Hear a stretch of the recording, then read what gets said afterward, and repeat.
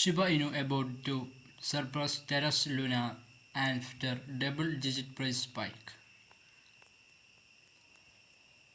Terra has come close to plunging below Shiba Inu on CoinMarketCap amid a relentless sell-off.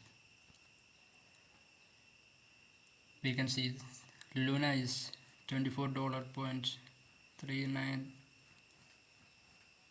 and Shiba Inu 10% up. The two cryptocurrencies are in 14th and 15th places by market capitalization respectively.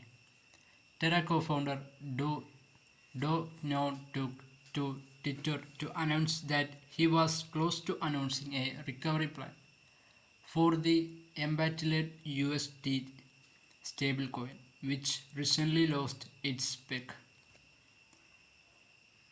That's all tonight's video. We're gonna see some interesting news in our next video. Thank you for watching. Make sure to subscribe the channel.